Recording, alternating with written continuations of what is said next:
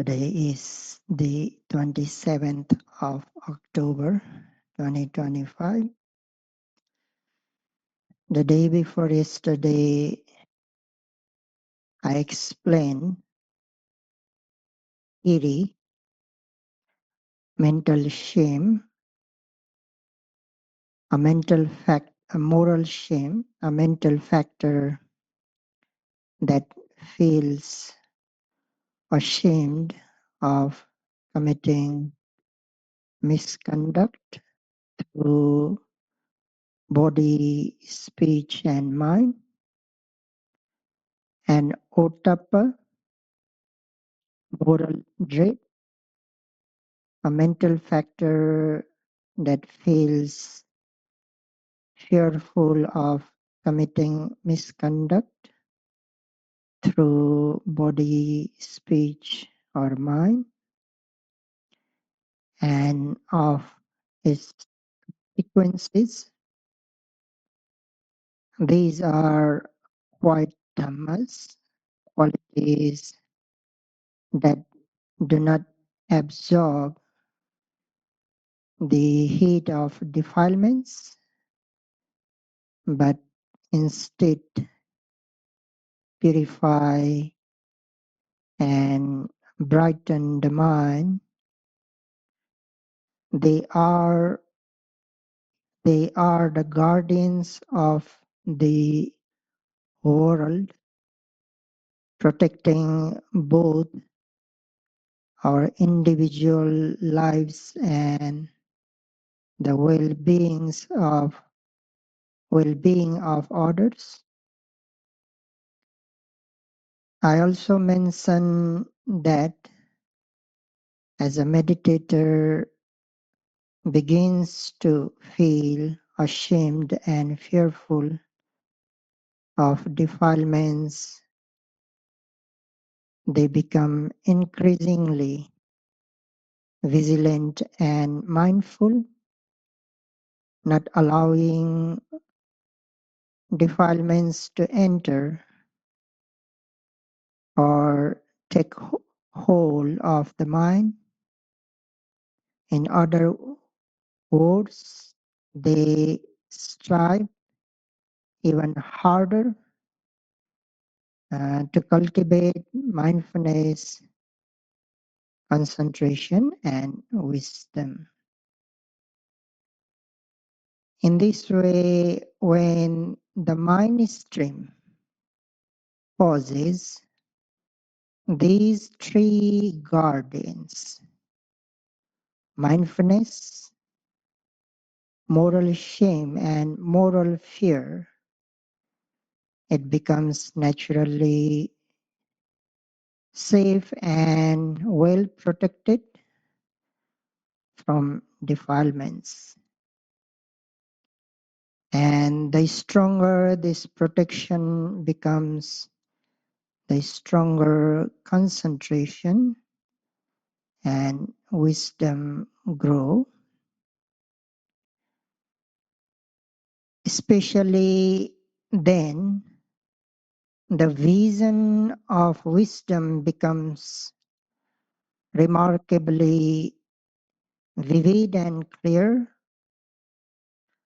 allowing the meditator to see things as they truly are. I once mentioned what seeing things as they truly are really means. At that time, I explained that it is about seeing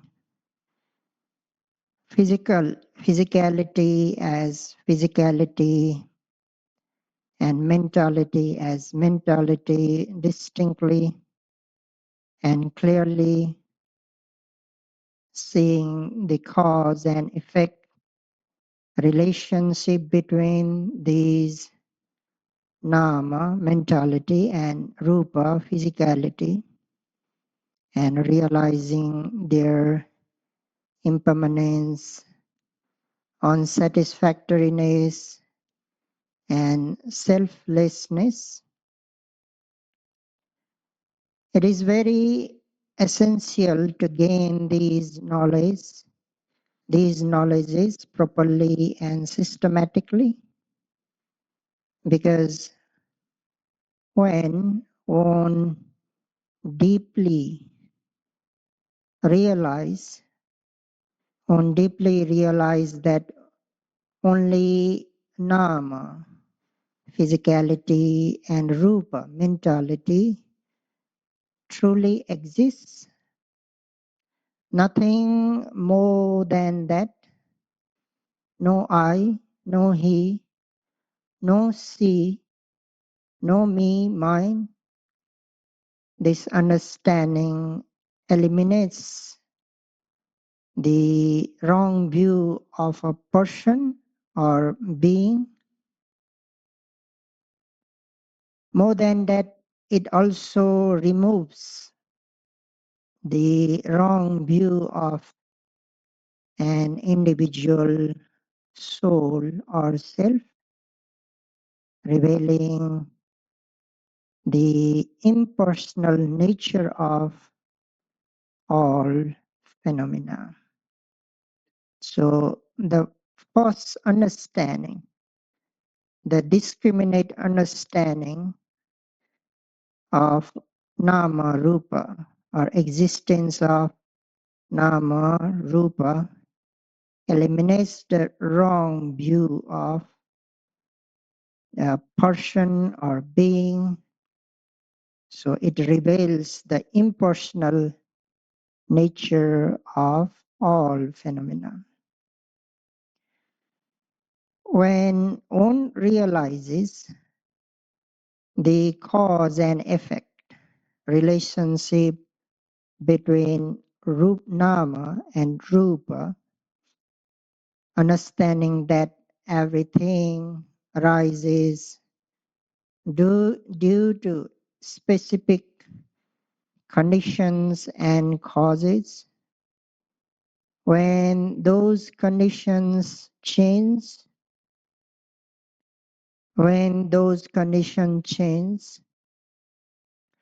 the physicalities, mentalities, they also disappear.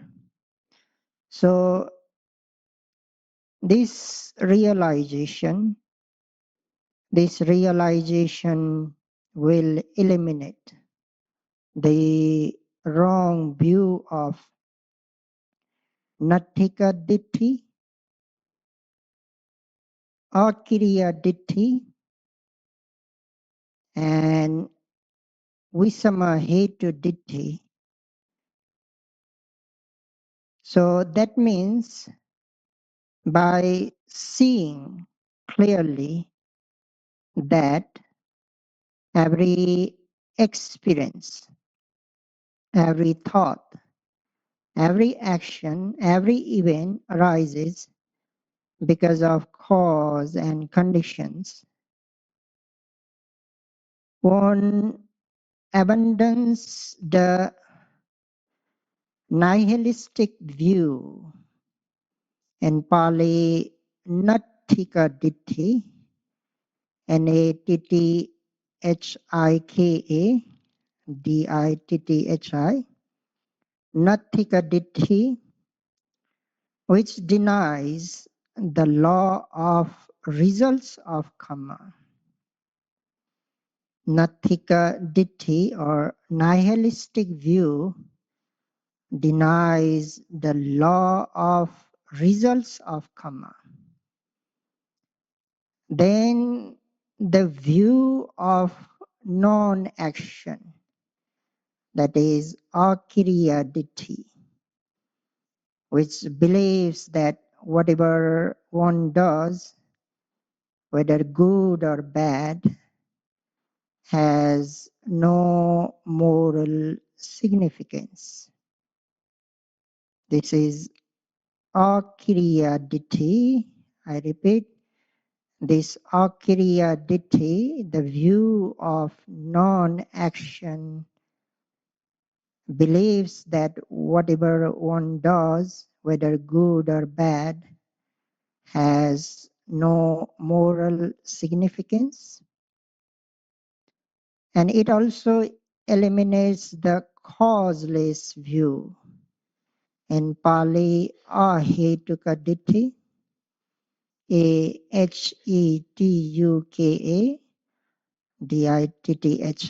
which denies both action and their results altogether.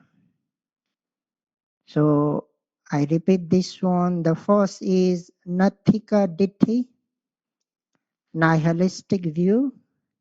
It denies results of karma. The second, Akiriya Ditti, denies the karma action, while Ahetuka Ditti, the causeless view, denies both action and their results together. And the view of unjust or disharmonious causes, in Pali, Visama Hetu Ditti, which holds that beings suffer or experience happiness as the creation or will of some external power, such as a creator or God. So four wrong views will be eliminated. These four wrong views will be eliminated when a meditator develops the knowledge into cause and effect. So that is why it is essential to develop the knowledge properly, systematically, in order to eliminate these wrong views. When this insight deepens, faith in the law of karma becomes unshakable. The meditator understands through direct experience that wholesome causes bring wholesome results and unwholesome causes bring suffering. With this right understanding, the mind becomes established, is wisdom, and walks confidently on the noble path. Then, when one begins to explore the arising and passing away of all physical and mental phenomena, the wrong view of eternalism that we call in Pali Sassata Ditti, and the wrong view of annihilationism are also removed. By directly observing how every phenomena, whether mental or physical, appears for a moment and then disappears, the meditator understands that there is no permanent, unchanging self that continues forever, nor is there a complete annihilation of existence after death. Instead, there is only a continuous flow of cause and effects arising and ceasing according to conditions.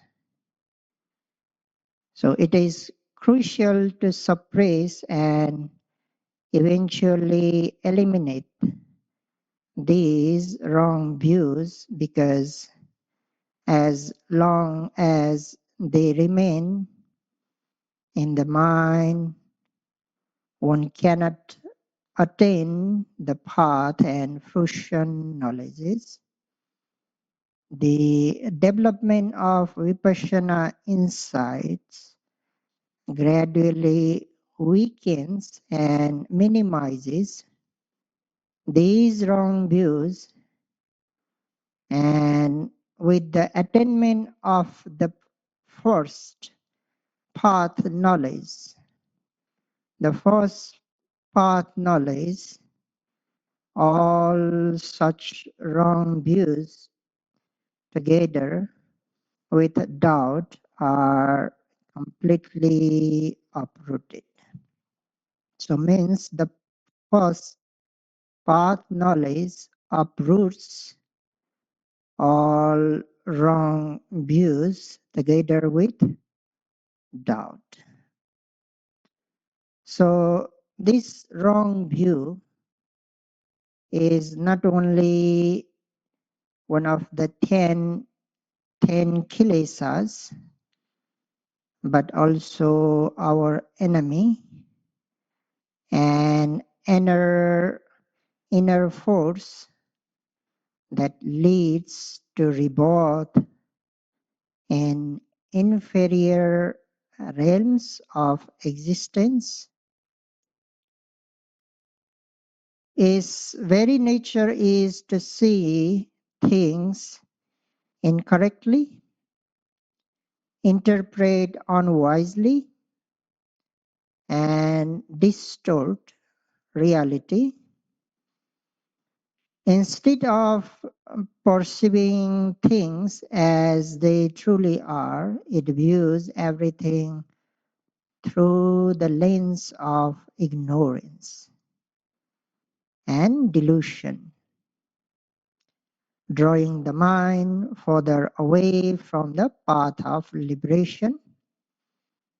That is why it is essential to see things as they truly are through right knowledge.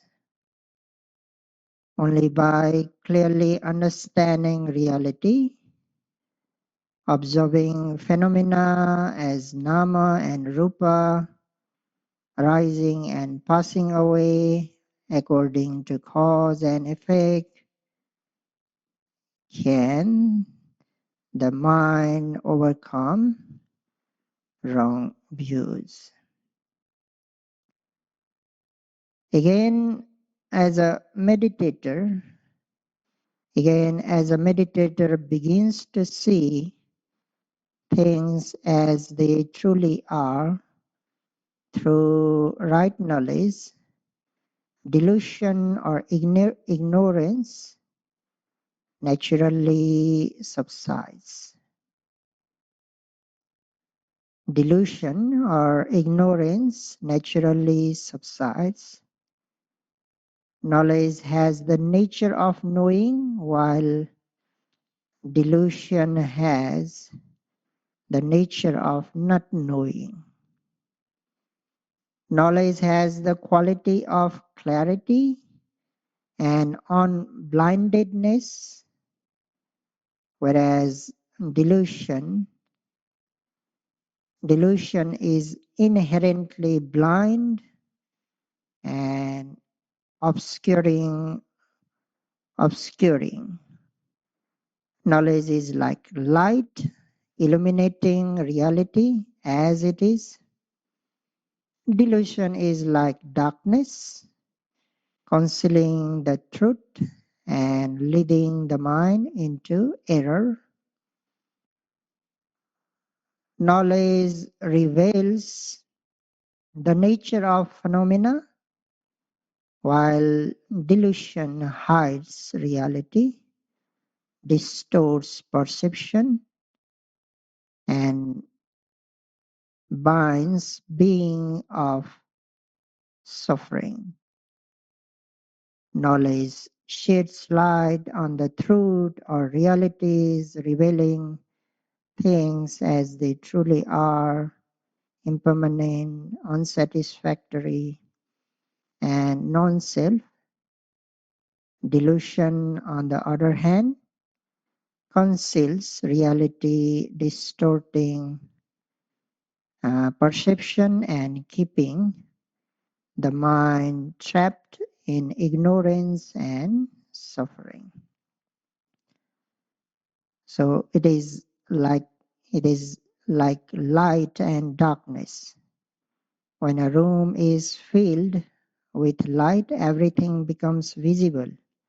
Walls, objects, paths, obstacles, allowing one to move safely and act wisely.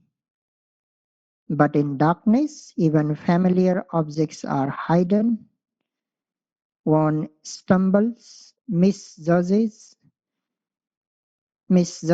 distances, and may fall into danger. Similarly, no knowledge illuminates the mind, showing the cause and effects clearly, while delusion blinds the mind, leading to unwise actions and continued entanglement in samsara. But still, what does ignorance really not know? It does not know the Four Noble Truths. Ignorance in Pali, avidya, A-V-I-J-J-A, avidya. Ignorance does not know the Four Noble Truths. And what are the Four Noble Truths? They are the truth of suffering, the truth of the cause of suffering, the truth of the cessation of suffering, and the truth of the path leading to the cessation of suffering. Not knowing these four noble truths through wisdom is avidya or ignorance. The truth of suffering includes all forms of physical and mental suffering, stress, dissatisfaction, and the inherent unsatisfactoriness of conditioned existence, such as aging, illness, loss, separation from loved ones, encountering what is unpleasant, and not getting what one desires.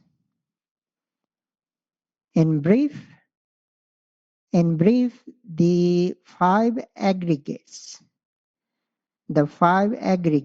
which are objects of clinging,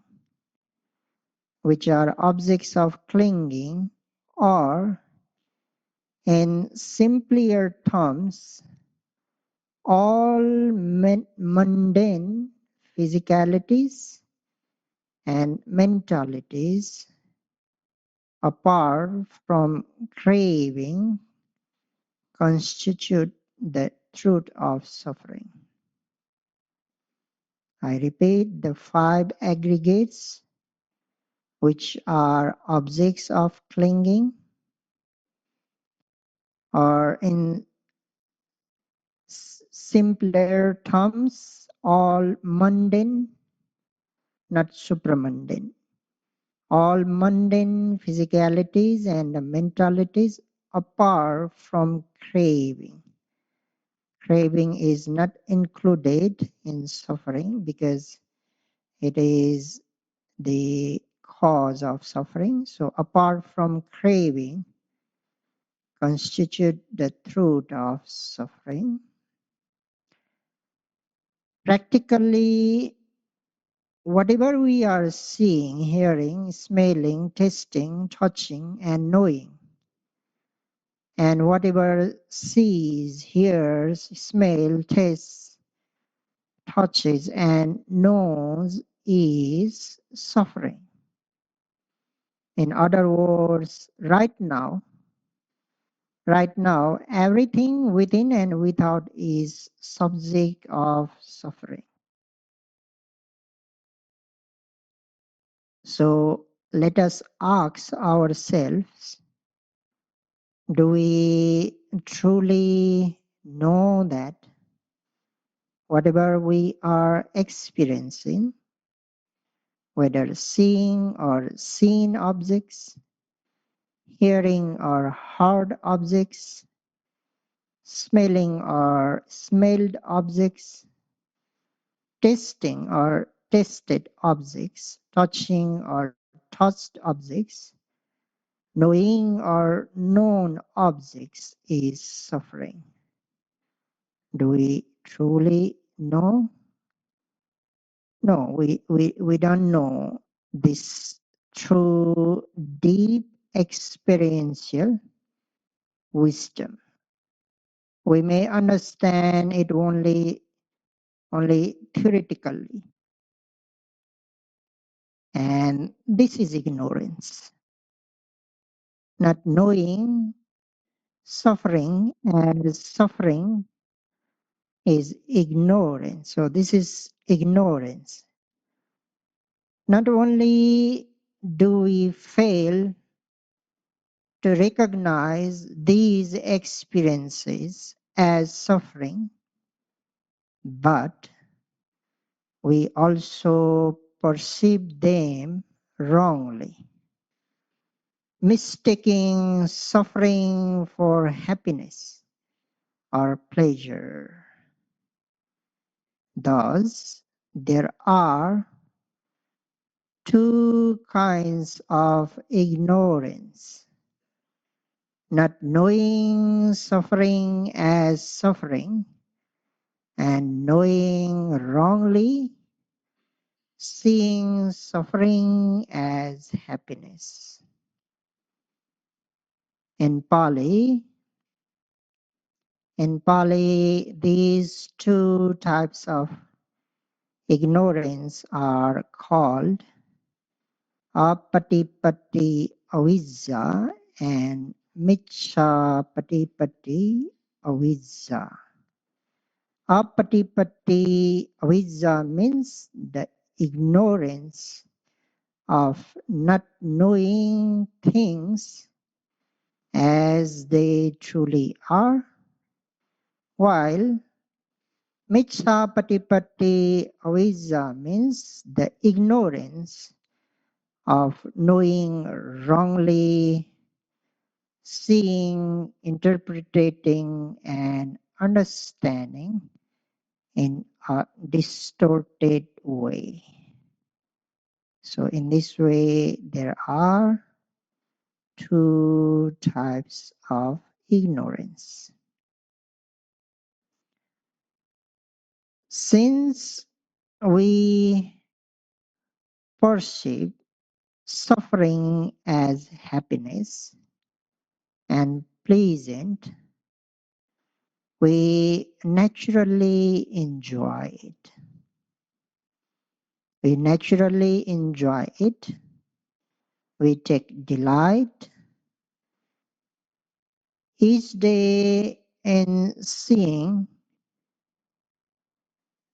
We take delight on those sufferings. Every day, whenever we see, every day, whenever we see in seeing and what is seen, whatever we in hearing and whatever we heard, smelling and what is smelled, tasting and whatever tasted,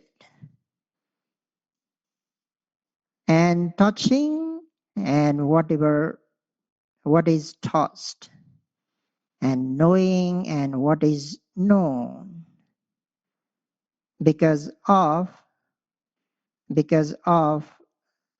this wrong perception, we keep seeking these experiences again and again, always looking for something new to see, new to hear, new to taste or feel, believing that satisfaction lies within them. So this is the first ignorance.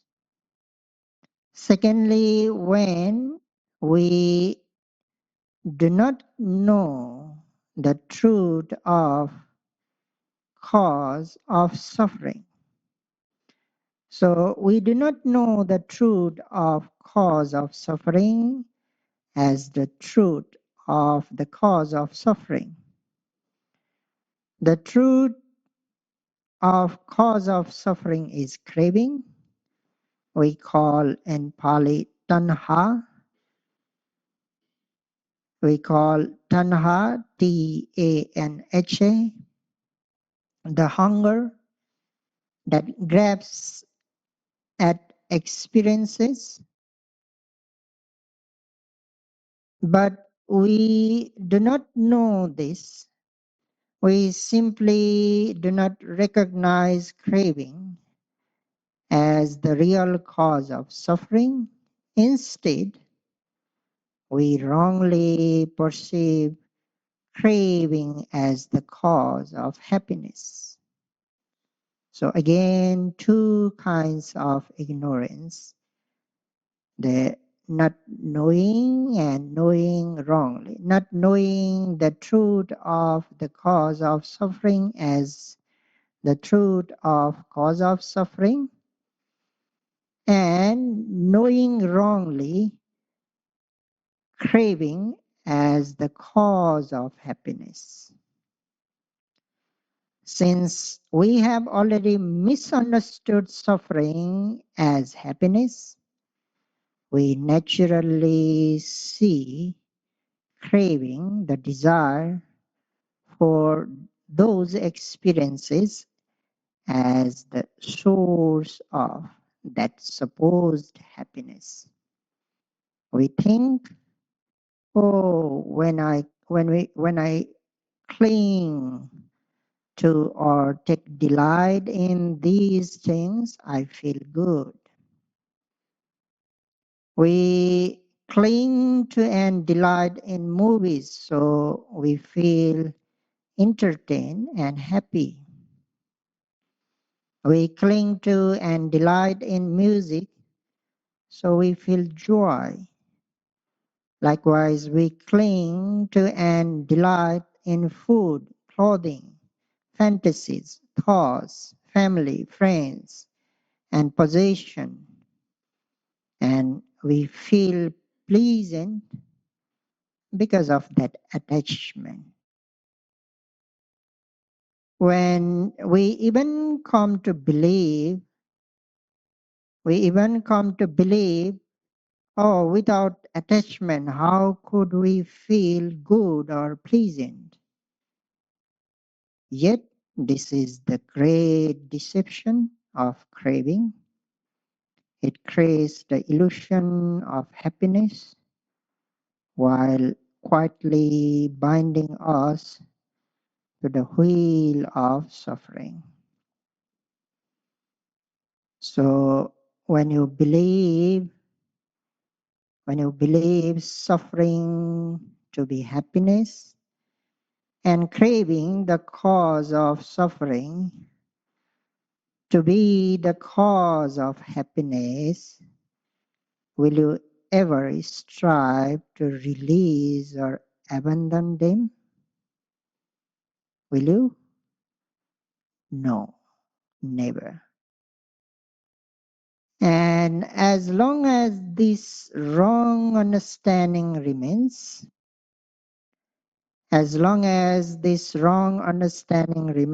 the mind continues to cling and delight in what actually binds it instead of seeking freedom. It keeps strengthening the very chains of craving and ignorance.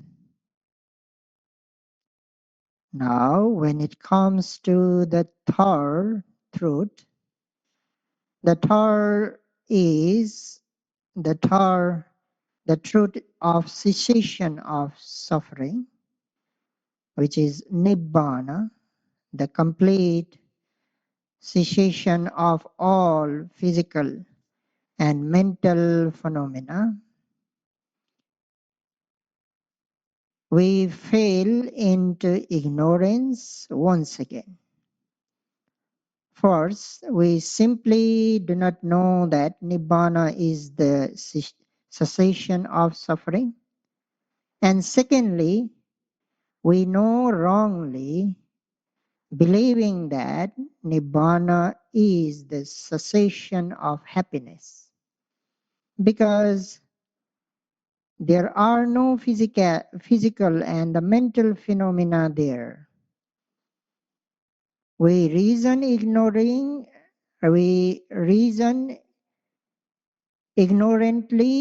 if there are no physicality and mentality, then there is no craving, no feeling, no experience. So how could one be happy without sensation, without pleasure, without feelings, anything at all? So in this way, delusion turns our understanding upside down. What is truly peace and freedom from suffering, we mistakenly regard as loss, emptiness. What is actually the highest bliss, we misperceive as the absence of happiness.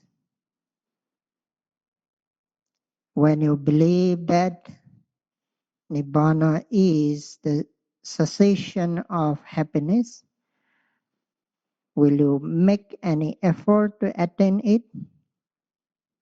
No, absolutely not. As long as this wrong view remains, this ignorance remains, the mind will never incline toward Nibbana.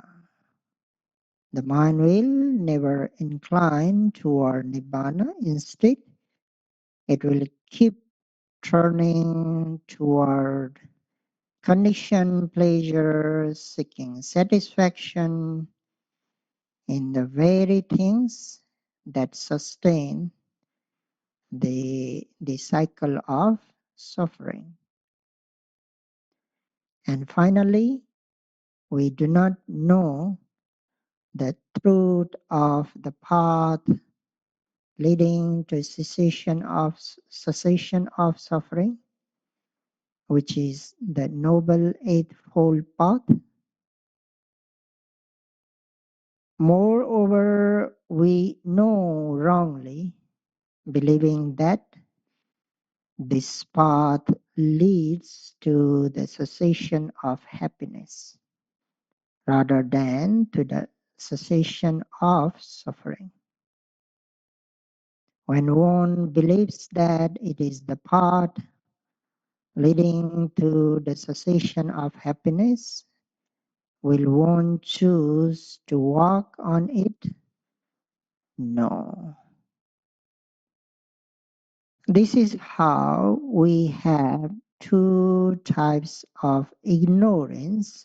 The first is simply not knowing, and the second is knowing wrongly. And in this very way, these two forms of ignorance conceal the Four Noble Truths, keeping beings blind to reality and bound within the endless cycle of suffering. As I mentioned earlier, we do not know the truth of suffering as suffering. Instead, we wrongly perceive it as happiness and pleasure, seeing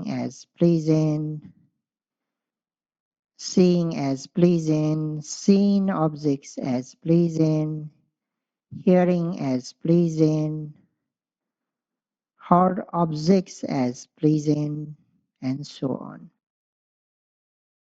Because of this wrong knowing, we constantly strive to acquire and accumulate as much as possible of whatever we believe will bring us happiness. We chase after everything accessible, clinging to them with craving, thinking that without such craving there can be no enjoyment or delight. This means that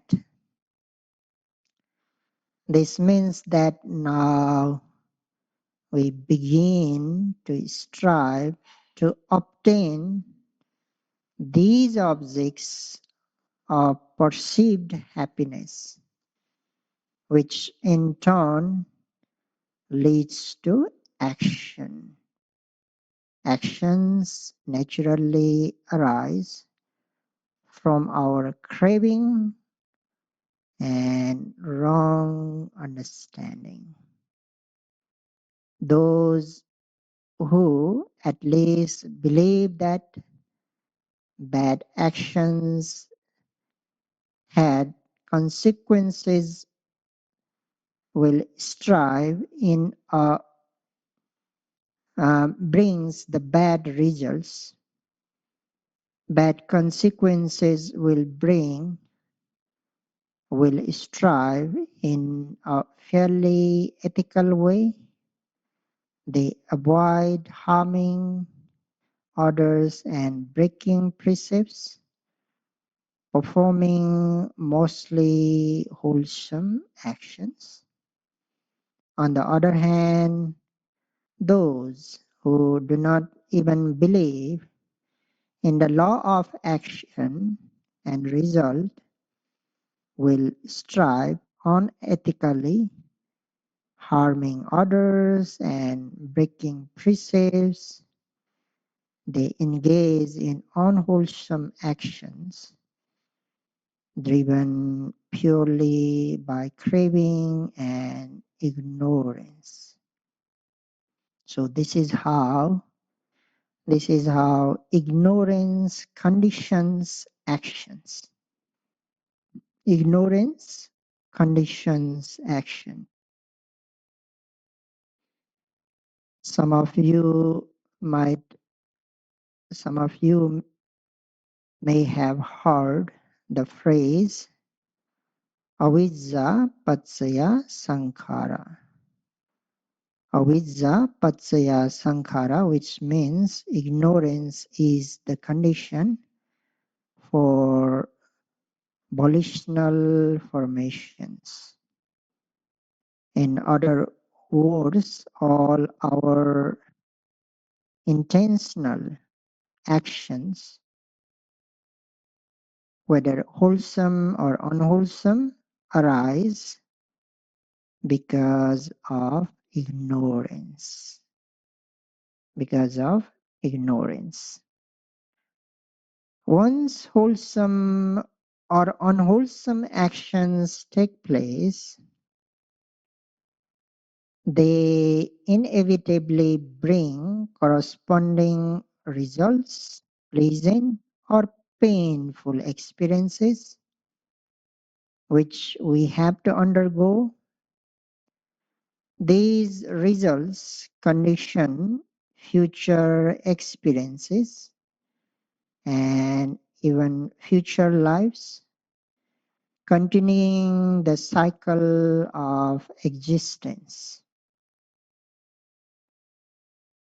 In those future existences,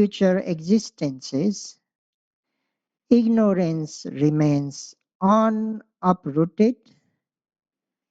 We still do not know the Four Noble Truths or know them wrongly. As a result, we continue to perform action there, which in turn bring new results and brings new results. As so, the cycle repeats endlessly until ignorance is fully uprooted and wisdom arises. Now, you may wonder, then how can we end the endless cycle of existence? The answer is simple: by uprooting ignorance. The ignorance that does not know or knows wrongly about the Four Noble Truths. In other words, the cycle ends through truly knowing the Four Noble Truths with wisdom. So let us discuss how a meditator comes to know the Four Noble Truths. To understand this, first you need to recognize the distinct function of each truth. The distinct function of each truth. The first noble truth, the truth of suffering, is to be comprehended. Remember this one? The first noble truth is to be comprehended. This means the meditator's task is to fully understand and see clearly the nature of suffering in all its form, physical, mental, mundane, and conditioned. The second noble truth, the truth of the cause of suffering, is to be eliminated. The second noble truth is to be eliminated. Here the meditators identifies craving as the root cause and works to uproot or eliminate it. The third noble truth, the truth of the cessation of suffering, is to be realized. The third noble truth is to be realized.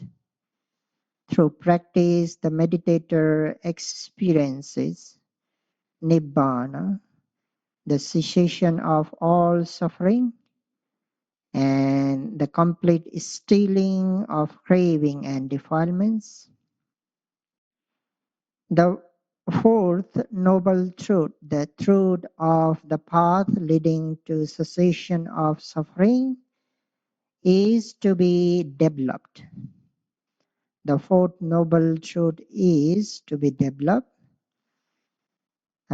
This is the cultivation of the Noble Eightfold Path, ethical conduct, concentration, and wisdom, which systematically leads to cessation of suffering. This is still theory. Still, how does this actually happen? Earlier, I mentioned that whatever we experience, whether seeing or seen objects, hearing or heard objects, smelling or smell objects, tasting or tasted objects, touching or touched objects, knowing or knowing objects is suffering.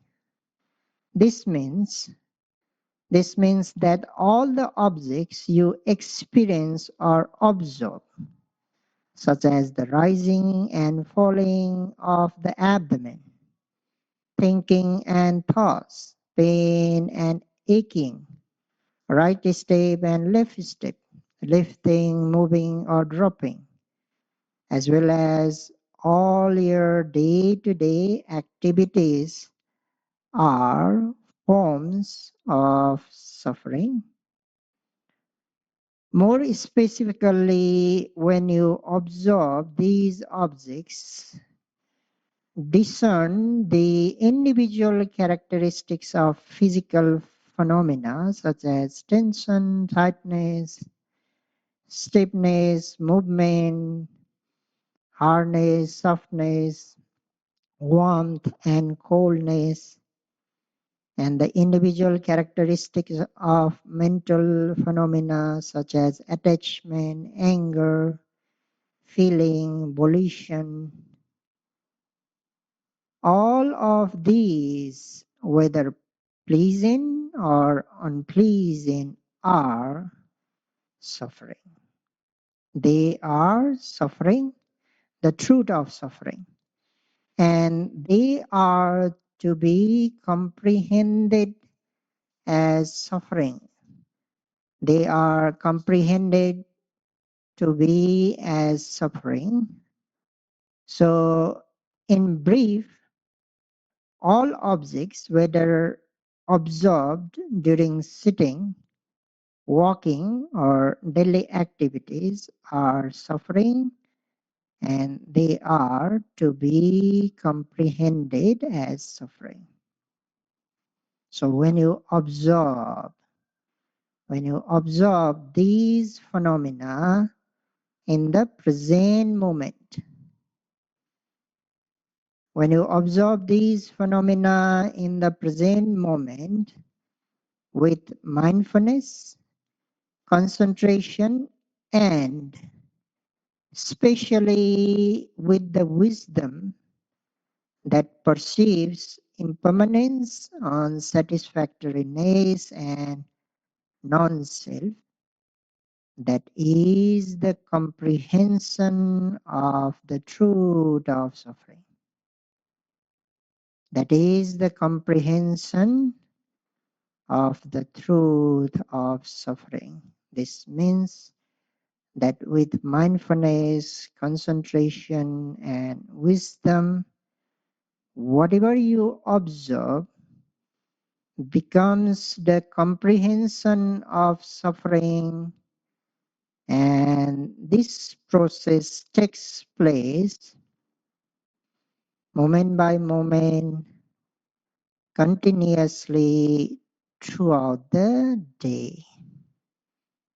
So this is how a meditator comprehends the truth of suffering as suffering. This is about comprehension of this suffering.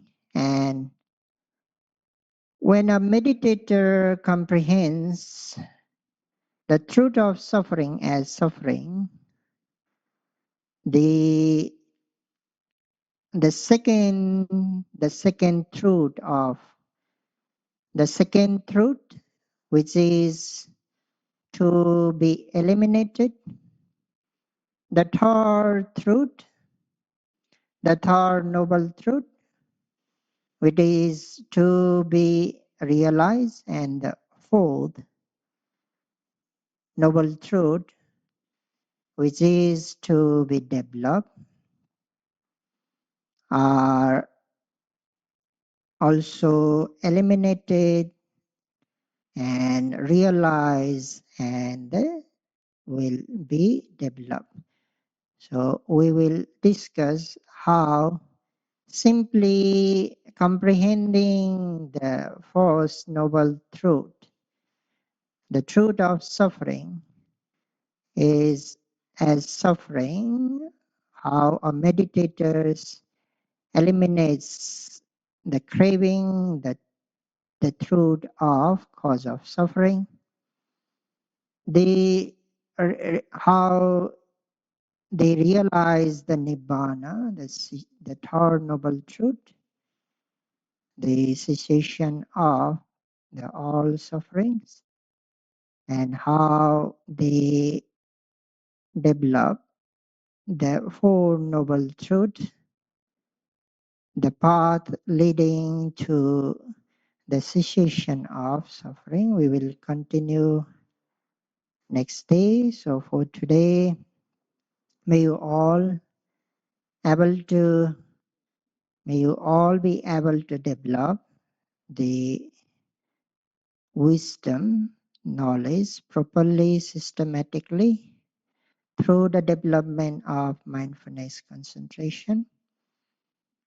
By development of wisdom, knowledge, may you be able to eliminate the wrong views, those wrong views which cause reborning in lower existences as well.